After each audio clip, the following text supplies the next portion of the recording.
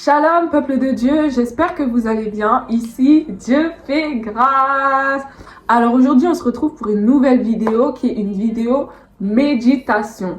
Je suis très contente d'initier ce concept à la chaîne. C'est la méditation, c'est quelque chose que j'aime beaucoup faire. Je suis quelqu'un qui aime beaucoup lire. Donc je trouve ça cool d'initier ce concept à la chaîne. Non seulement pour les personnes qui n'ont jamais médité et qui aimeraient commencer, qui ne savent pas par où commencer, qui ne savent pas quoi faire, comment faire, etc. Mais aussi pour ceux qui le font déjà et qui ont envie aussi de le faire avec moi ou qui ont besoin d'un peu plus de tips ou quoi que ce soit, vous voyez. C'est un concept grave chill et c'est toujours pour la gloire de Dieu. Donc je me suis dit, let's go en fait.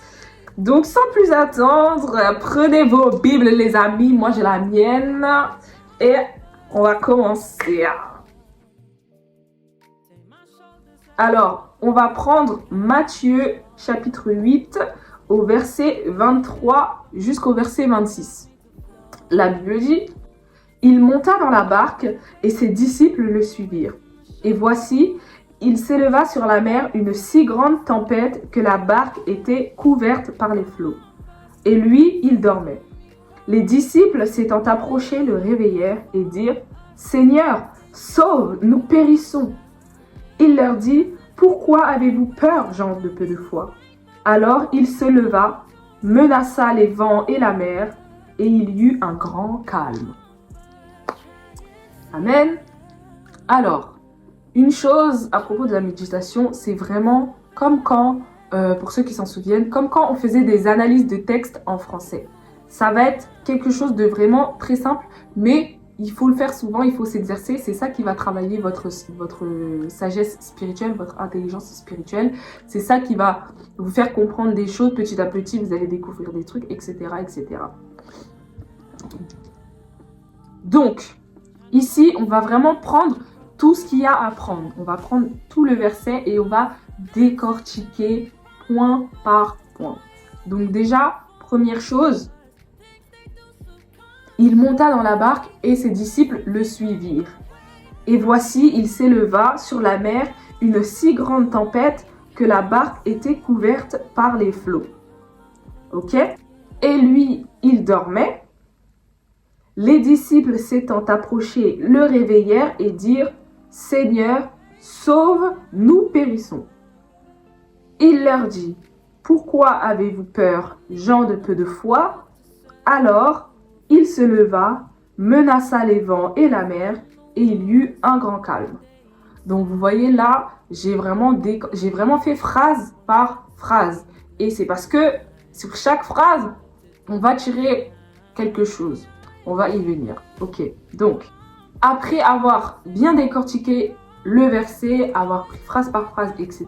D'ailleurs, j'ai oublié de vous dire, excusez-moi, je vous conseille vraiment de noter, quand vous méditez, de noter tout sur une grande surface, genre un ordi ou un cahier, une feuille. Vraiment, bon, moi, j'avoue que là, quand je méditais pour les premières fois, je faisais ça sur mon tel.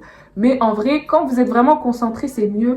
Écrivez sur votre ordi si vous avez un ordi ou prenez un petit cahier. Je trouve que c'est mieux. Les traces, c'est mieux et tout. Et sur le téléphone, bon, voilà. Après, vous faites comme vous voulez du moment que vous méditez.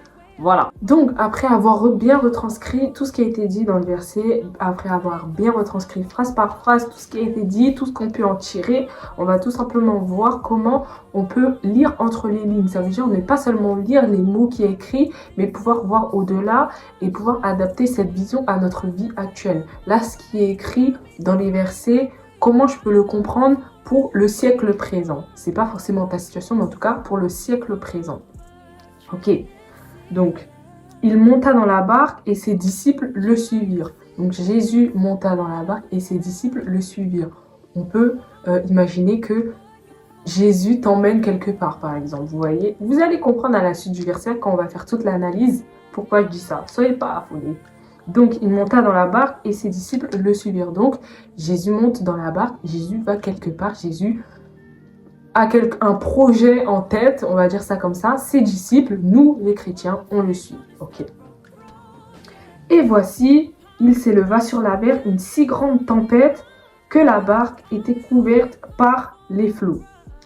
Donc là, c'est une situation de détresse, c'est une situation critique, c'est une situation de danger. On est d'accord? Là, une grande tempête, on retient vraiment, grande tempête. La barque était couverte par les flots. Donc la barque était vraiment submergée. Là, c'est la noyade qui arrive, vous voyez. Donc là, c'est ça qu'on comprend. Ok. Et lui, il dormait. Donc Jésus dort pendant cette situation de danger.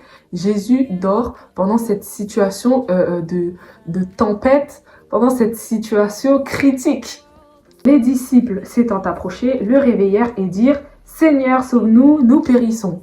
Donc les disciples, nous, c'est la tempête, c'est le danger. Là, c'est une situation vraiment très critique qui est en train de se passer et nous, on panique.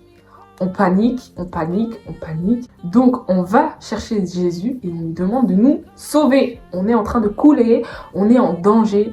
Là, il se passe quelque chose de très grave, s'il te plaît. Seigneur, aide-moi. Il leur dit, pourquoi avez-vous peur, gens de peu de foi? Très intéressant, ça.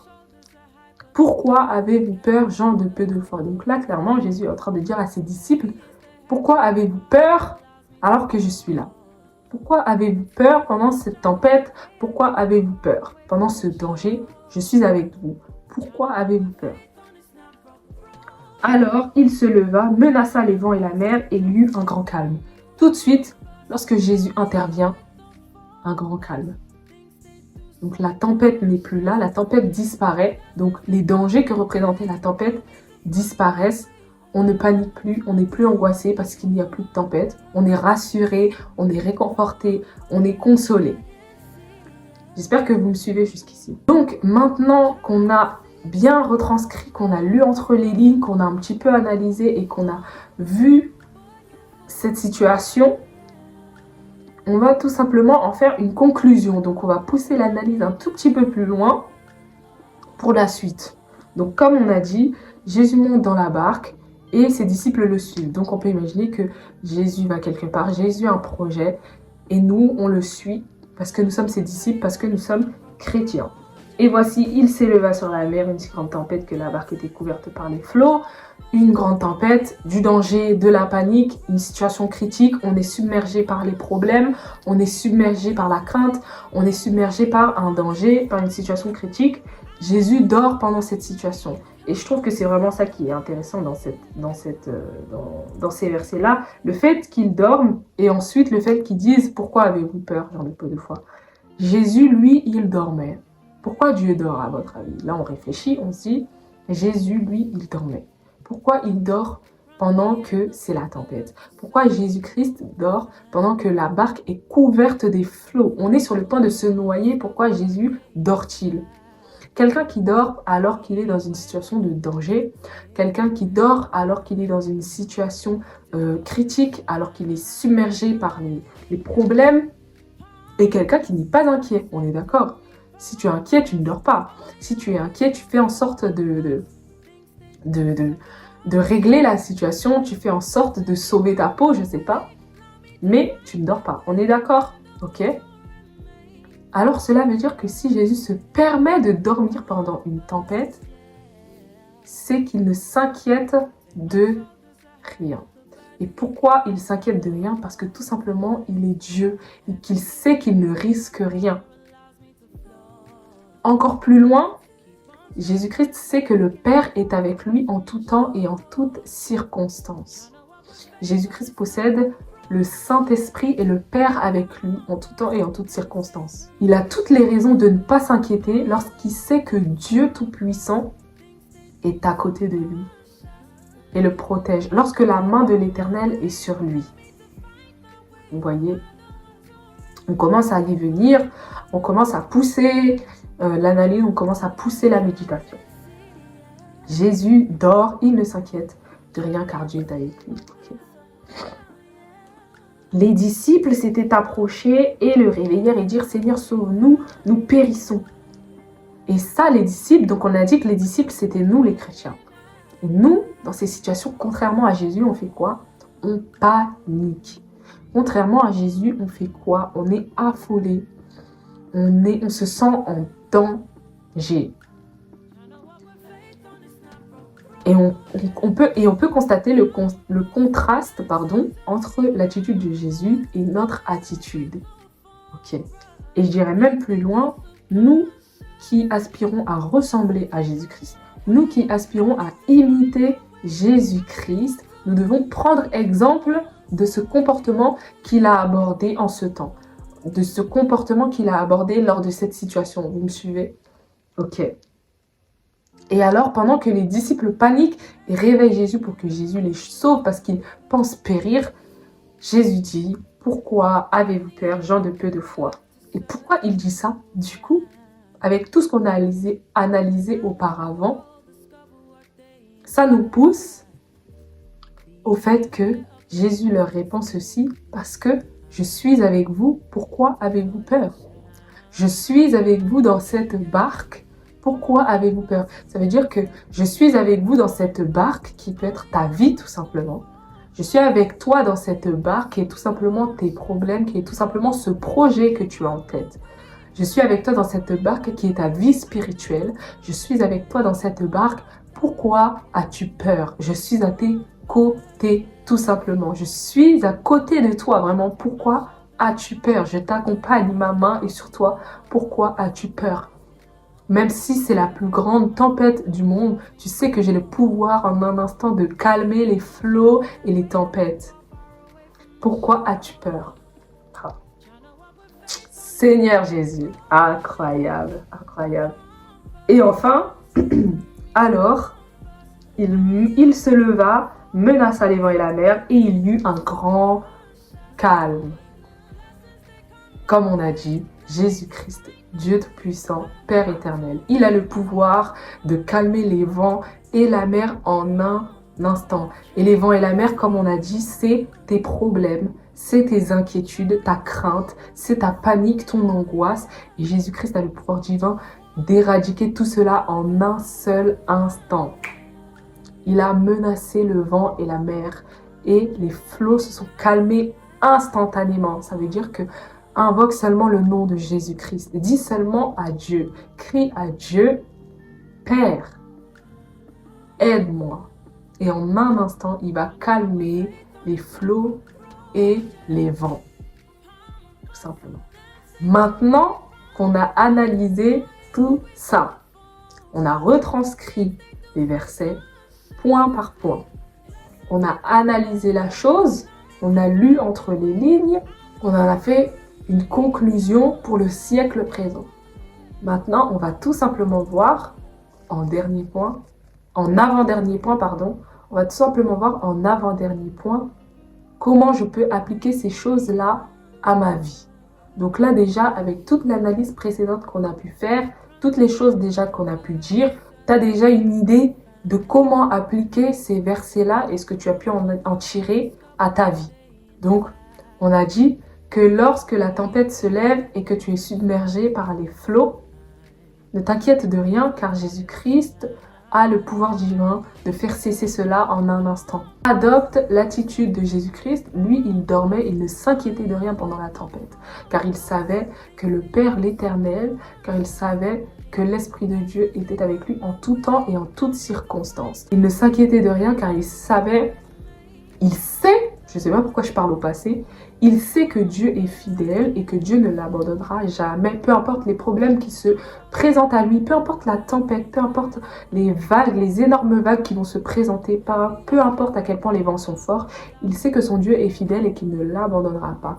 Il sait que son Dieu ne le laissera pas périr. Donc adoptons l'attitude de Jésus-Christ lorsqu'il était dans cette barque en pleine tempête.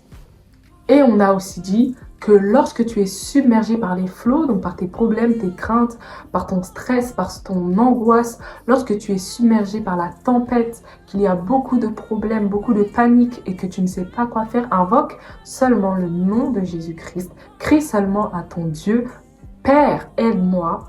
Crie seulement à ton Dieu son aide, il t'entendra et il agira en un instant. Il menacera, comme il est dit dans ces versets, il menacera les vents et la mer. Et il y aura un grand calme, tout simplement en un instant, tous ces problèmes-là, en un instant, toute cette crainte, toute cette peur disparaîtra. J'irai même plus loin à propos d'une chose lorsqu'il a dit « Pourquoi avez-vous peur, gens de peu de foi ?» Pourquoi dit-il gens de peu de foi? Parce qu'ils se sont inquiétés alors qu'il était avec eux dans la barque, comme on a dit, n'est-ce pas? Et donc, ça nous fait comprendre donc que douter de la puissance et de la présence de Dieu pendant tes problèmes est une preuve de ta foi. C'est une preuve du niveau de ta foi, si je puis dire. Tu vois, le fait de ne plus avoir de crainte lorsque tu es submergé par tes problèmes, le fait de ne plus avoir de crainte lorsque la tempête arrive sur toi et que tu es submergé par les flots, comme ici les disciples l'étaient dans la barque, c'est vraiment une preuve d'une foi très, très, très solide. Tu es en danger, tu te sens en tout cas en danger, mais tu ne crains rien du tout et tu adoptes l'attitude de Jésus-Christ qui dormait dans cette barque. C'est une preuve de foi. Comme il a dit, gens de peu de foi, pourquoi avez-vous peur? N'aie pas peur. Le fait de ne pas avoir peur pendant la tempête est une démonstration de foi. Ok. Maintenant, dernier point, on va tout simplement en faire une prière. Et j'aimerais ajouter une chose qui est très importante, c'est que ta prière ne s'arrête pas lorsque tu dis Amen. Ta prière continue dans tes actions, ta prière continue dans ta vie quotidienne, ta prière continue dans tes paroles. S'il te plaît, retiens ça. Ta prière ne s'arrête pas lorsque tu dis Amen. Ça veut dire que lorsque tu vas faire cette prière à Dieu, de ne plus avoir peur lorsque la tempête se présente, lorsque tu es submergé par les flots, n'adopte pas ensuite l'attitude en dehors de ta chambre, n'adopte pas ensuite l'attitude après cette prière, une attitude qui va annuler ta prière. Et n'aie pas des paroles qui vont annuler ta prière. Ça veut dire que lorsque tu agis, aie cette assurance, et cette foi, que peu importe les problèmes qui vont se présenter à toi, que peu importe les difficultés qui vont se présenter à toi, tu gardes la foi en Jésus-Christ et tu n'as pas peur. Tu as l'assurance en Jésus-Christ. S'il te plaît, adopte cette attitude. Adopte cette attitude après ta prière. Ta prière ne s'arrête pas. Ta prière ne s'arrête pas. On va tout simplement en faire une prière. Je vais faire une courte prière avec vous, mais je vous invite vraiment, j'insiste, je vous invite vraiment à faire cette prière de votre côté, dans l'intimité, et aller chercher Dieu pour faire cette prière. Et pour vraiment crier à Dieu, et pour vraiment sonder votre cœur à propos de ces choses-là. Ok? Et à même, s'il le faut, faire cette prière tous les jours, prendre un temps pour faire cette prière, pour dire à Dieu et demander à Dieu l'assurance dans les problèmes, l'assurance dans les craintes, etc. Ok, on va tout simplement dire, Seigneur Jésus, aujourd'hui, je te cherche pour connaître l'assurance en Jésus-Christ. Aujourd'hui, je crie à toi, mon Seigneur, pour que tu puisses me permettre d'éradiquer la crainte dans ma vie. Je veux adopter ton attitude lorsque tu étais dans la barque avec tes disciples. Je veux croire que tu es fidèle et que tu ne m'abandonneras jamais. Peu importe la taille de la tempête en face de moi, peu importe à quel point les vagues sont grandes et dangereuses, Père éternel, je crois que ta main est sur moi en tout temps et en chaque instant. Je crois que tu es Dieu et qu'à tout moment, seulement parce que je crie à toi, seulement parce que j'invoque le nom de Jésus, les flots et les vents se calmeront. Je connaîtrai la paix et l'assurance de la victoire en Jésus-Christ. Au nom de Jésus, Amen, Amen, Amen. Je suis super contente d'avoir fait cette vidéo, vraiment. Je suis très contente et j'espère vraiment qu'elle va vous plaire. En tout cas, on se retrouve la semaine prochaine pour une nouvelle vidéo, les amis. J'ai très hâte de vous retrouver. Et encore une fois, j'encourage chacun d'entre vous à persévérer dans votre marche avec Dieu et à faire cette prière à Dieu. J'encourage chacun d'entre vous à méditer aussi là où vous êtes dans l'intimité, à prendre du temps pour chercher la face de Dieu et à méditer sa parole, pour appliquer sa parole. Et voilà. Je vous aime très, très, très fort. Soyez bénis. Je vous aime très fort et Dieu vous aime encore plus que moi. Mouah.